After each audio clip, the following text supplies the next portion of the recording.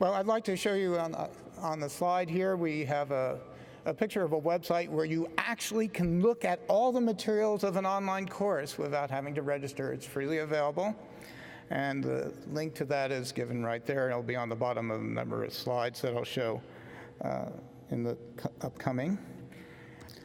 So now I've offered this course about a dozen times in person and about 4 times online, and can give you some of the things that I've learned from that experience contrasting the 2 formats. First of all, that access has increased online. I'll go into the details in a moment. That off-campus resources are necessary.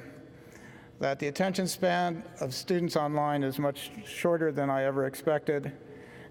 Information density online is much greater than I ever expected. FaceTime is important.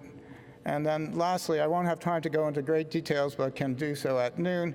We've had extensive evaluations of the course, both online and in person, and with experienced and inexperienced TAs, and we have a lot of information that we can evaluate the effectiveness of the course, both from a student perspective and as an instructor perspective, and I'll share that with you at noon. Access has increased. I strongly doubt that online education is going to save time or money. The preparation time for online courses, those of you who have done it, a number of you have, is extremely long. The capacity to deal with large number of students is diminished. We find that our discussion sections are become really compromised when we reach about 15 students, where in person we can do about 25. Where it really has major advantages in that we can serve more students. It is particularly advantageous for working students because of the flexibility in the scheduling. It's advantageous for students who live outside the Davis area. This quarter, I have a new mother who brings her nursing child to her class. I have several athletes, one who's a professional soccer player in Southern California. I have one student who's physically disabled and requires a team to bring her into a class on campus. A number of the students, I think the vast majority, are taking the course as a 6th or 7th course because of the ease of scheduling. This has advantages and disadvantages.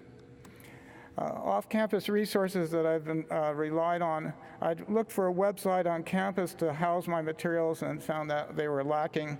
So I have actually rented my own site off campus. It costs about $70 a year. It has unlimited space and access, something I could not get on campus.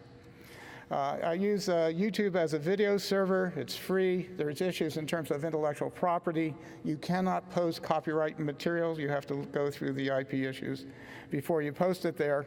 It's a great video player. It has variable resolution and variable speed. It has very excellent closed captioning. It makes it very easy to use and ADA compliant.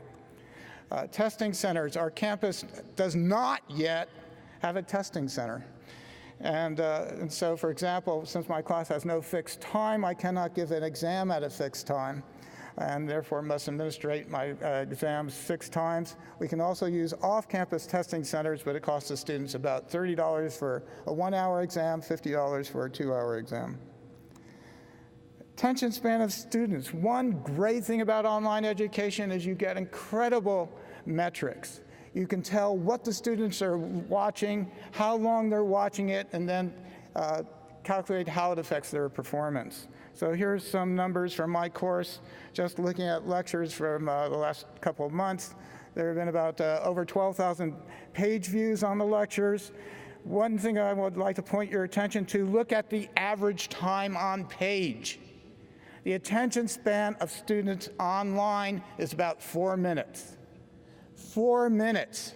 Consider what we are doing to students when we make them sit through a lecture that's 50 minutes. How about that?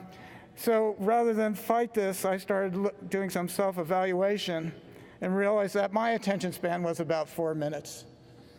And I think most of us have similar, particularly online. Rather than fight this, I've divided my lectures into 4-minute segments where we have videos of about 4 minutes that are interspersed with quizzes and then are interspersed with data visualizations and so on. The information density online is incredibly greater than it is face-to-face.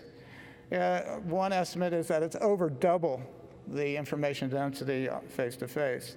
One piece of evidence for this is that Coursera, as well as we can find that students are watching recorded lectures at about double speed. So when they take your iPod podcast, they play it at double speed. They play my lectures back at 3/4 speed.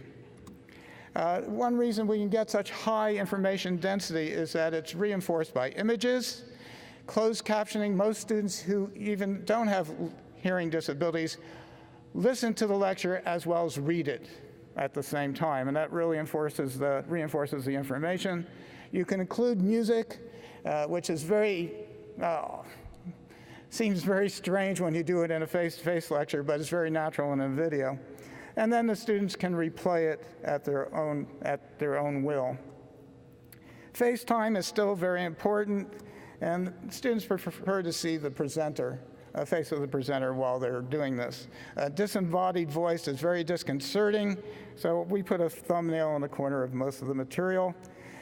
In reverse, it's very disconcerting not to be able to see the students. So I attempt as much as possible to have the students turn on their webcams and microphones, even if there are technical difficulties. So the last thing is evaluations. I'm going to give the short shrift. We do have extensive evaluations that have been done by John Young at the Center for Educational Assessment at UC Santa Barbara. Some of the results are shown here, and I obviously won't have a chance to go through it, but we have comparisons of the course being taught online, taught face-to-face, being taught by experienced TAs, being taught by new TAs. And the bottom line, you can see that the grades are not different. I think most analyses of online education find that format is less important than the instructor, which is, I think, good news. So I'd like to reinforce that access is increased, off-campus resources are necessary, the attention span is shortened online, information density is increased, FaceTime is important, and evaluations are also. Thank you.